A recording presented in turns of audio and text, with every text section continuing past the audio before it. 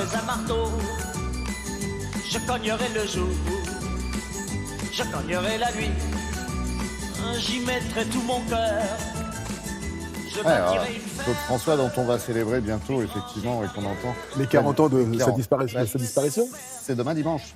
Oui. Alors, et justement, on va en profiter pour faire la connaissance d'une dame, une grande dame, une parolière. Une grande dame de la chanson Vline française. Buggy. Vline Buggy, C'est écrit 60 chansons pour lui. pour Claude François. Mais il n'y a pas que ça. Franck Alamo, Michel Fugain, Michel Hugo Frey Sardou, aussi. Hugo Frey, Herbert Léonard.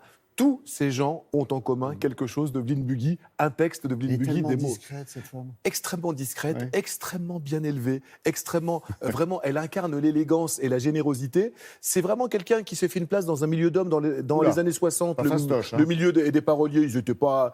Elle a tenu sa place avec ô combien de talent. Nous l'avons rencontrée, elle nous a ouvert les coulisses de sa mémoire et vous allez voir, c'est bourré d'anecdotes. C'est vraiment quelqu'un qui raconte, qui se livre avec énormément de plaisir. Une petite coquetterie, Madame Vline Buggy fêtera ses 89 printemps le 2 mai prochain. Regardez. biche, oh ma biche, lorsque tu soulignes au crayon noir tes jolis yeux.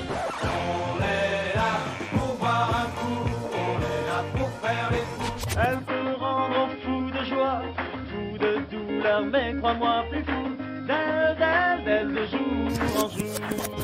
Un jour, on sonne à ma porte et j'ouvre et je tombe sur un jeune garçon très maigre qui n'était pas vraiment d'une grande beauté à l'époque. Claude François est venu me voir parce qu'on adaptait beaucoup de chansons qui venaient des États-Unis ou d'Angleterre à l'époque. Et je prends Mad to Love des Everly Brothers.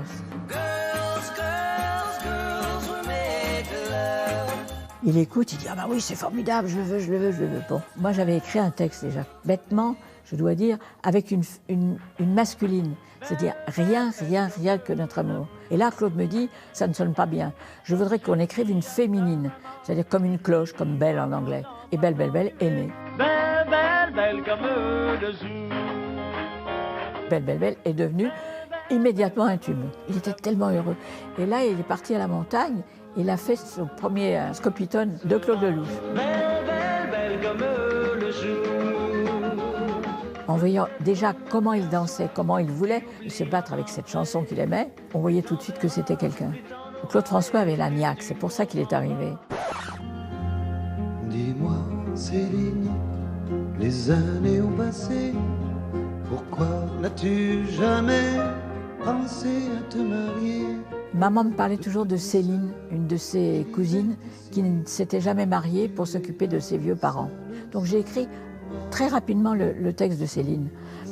Et puis je l'ai fait écouter à Claude, François.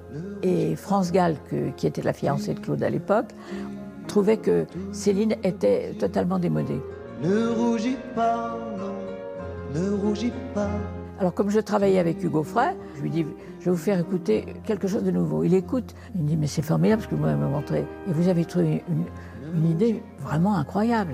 Tu aurais pu rendre un homme heureux. Pour le plaisir, s'offrir ce qui n'a pas de prix. Pour le plaisir, ça part de tout, de la vie. Herbert, il aimait beaucoup les femmes. Du coup, je suis allée encore un petit peu plus loin. Et un jour, j'ai écrit une chanson assez coquine pour Herbert. Ces blondes platines, cette panthère brune.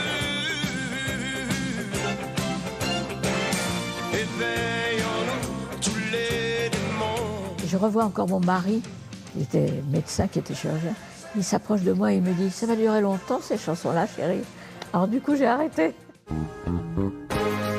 Beaucoup de gens me disent vous savez, vous avez apporté beaucoup à la chanson française. » Je dis « Mais non, c'est l'inverse. La chanson française m'a beaucoup apporté parce que dans les malheurs que j'ai connus, elle m'a consolé de tout. »